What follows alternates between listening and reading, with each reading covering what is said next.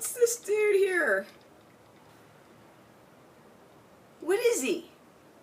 Well, let's get right on to what this dude, because I'm going to talk about, this video is about this dude right here, under my chin.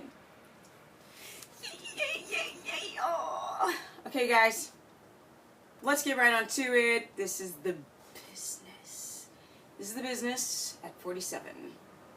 Without any weird dieting and or anything, just straight up friggin' this dude. That's the business, this dude. And this guy is a Maasai tribesman. Booyaka, booyaka! Check this out. Okay, so basically I was working on my computer and I've got stuff from travels all over the world, and this was on the countertop and I was looking at it and I was like, you know what?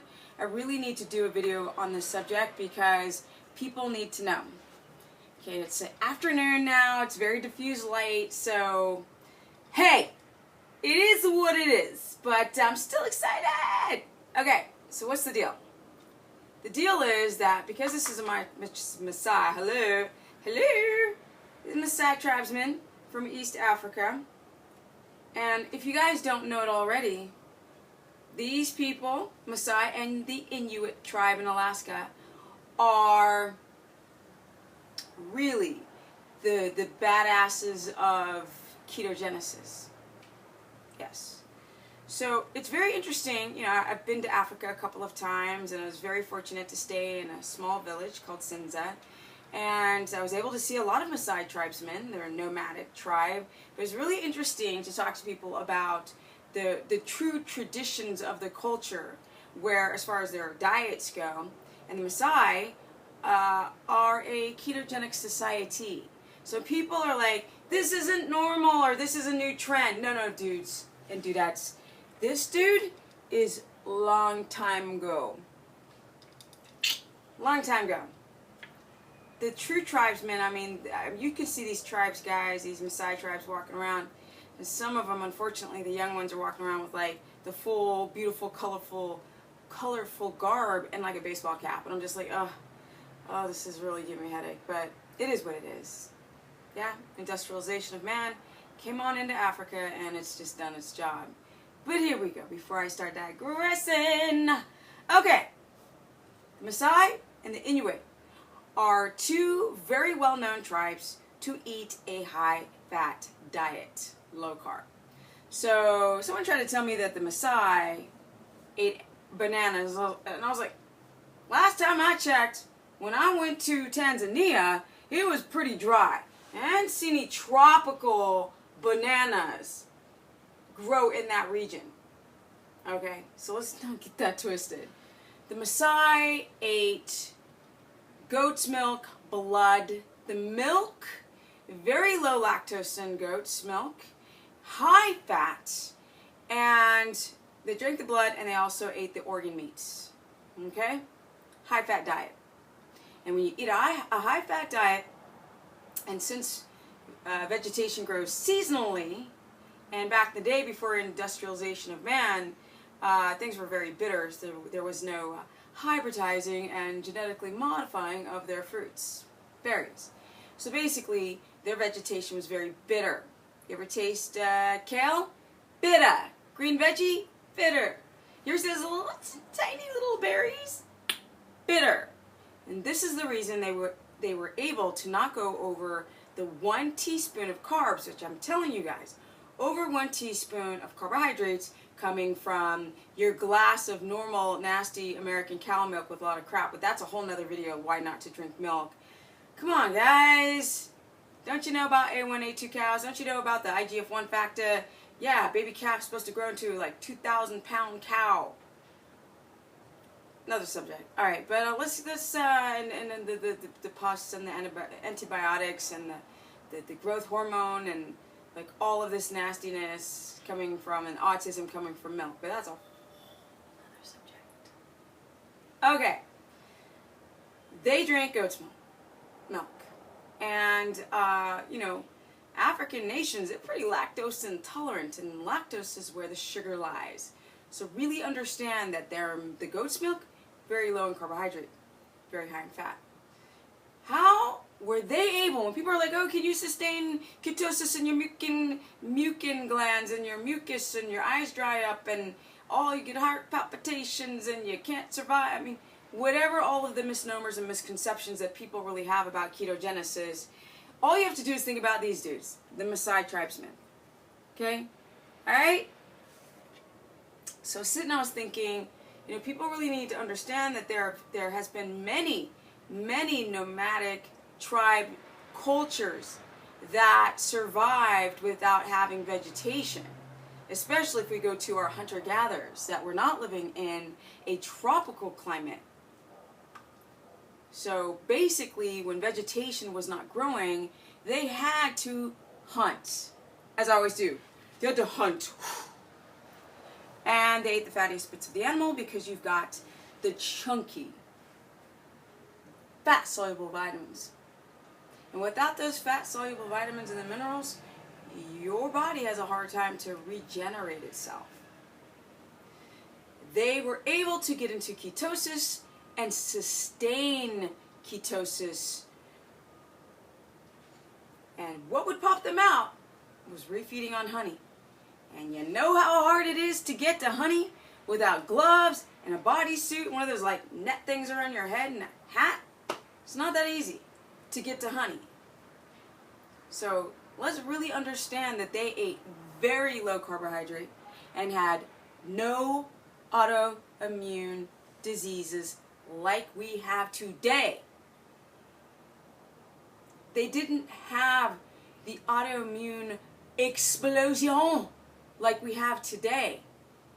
When I went to Africa, I was like, damn, especially the Maasai people, the tribesmen, their teeth were so white. And I was like, how in the HE are their teeth so white? Light, both. And I realized that their diet is not filled with processed carbohydrates, which actually, the amylase in your saliva is breaking down the carbohydrate in your mouth, pre-digesting it and already turning it into sugar. Where? In your mouth, before it even gets to your gut. Okay, guys.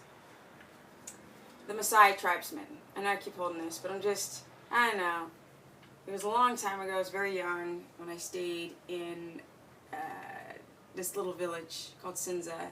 It was a very actually good experience because they had nothing. It was a village. There was no tourists there. It was just my ass. That was quite an amazing experience and how wonderful the people were, but that's a whole nother video, which I think my next video is about being grounded or grounding. But right now I'm going to talk about people who are concerned about eating a high-fat diet that they think that it's going to lead to a heart attack. We produce 75% of our own cholesterol in our liver. And why would Mother Nature be so stupid to produce a hormone that does what? Kills us? Gives us heart attacks?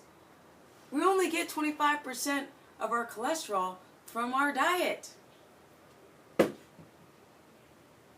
Cholesterol is the building block material of a lot of your hormones, and without it, you really start to break down. Menstrual cycle, depression, your testosterone levels can drop, and depression, and all of these types of like behavioral disorders can happen without enough building block material of cholesterol for your immune system, for your hormones. And cholesterol acts as an antioxidant to fix your body. People don't understand this. It's like, cholesterol's like, aren't you worried about the cholesterol? It's like, I love cholesterol. It's not the cholesterol, you guys, that gives you a heart attack. It's the oxidized LDL, low density lipoprotein, which is the taxi cab from your liver, jumps on the old, the cholesterol jumps on into the taxi. The taxi cab is driven to the inflammation, and it's that taxi cab that gets assaulted by the glucose, the overconsumption of crap that we eat today from carbohydrates that makes the glycation happen, the glycating effect of that LDL and the rest of your cells, which everything gets sticky and gluey, and we're essentially glued together. our arteries start to plaque because of the LDL becoming a small particle and being able to stick in the gap junctions of your arteries. It's just bad stuff. People keep thinking it's like fat. Oh, don't cook with butter. I'm afraid of butter. Don't be afraid of butter because of your arteries. Just think of butter in the sense of lactating cows and if you're eating butter from a grass-fed cow or not. Yes? That's what you want to consider. Or the fact that, baby calves are supposed to drink from a cow. But anyway, here we go. So, the Maasai tribes and the Inuit. The Inuit tribe are an indigenous tribe from the Alaska area. They are the original people, contrary to what you've heard.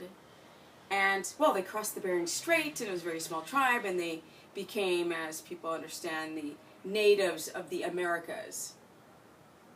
The true natives. They ate pure fats. Seal fat. It's hard to catch a whale. And they hunted when game was plentiful based on in their environment, this very harsh, cold environment. But they ate a lot of fat from seals. And they fished as well. But here we go.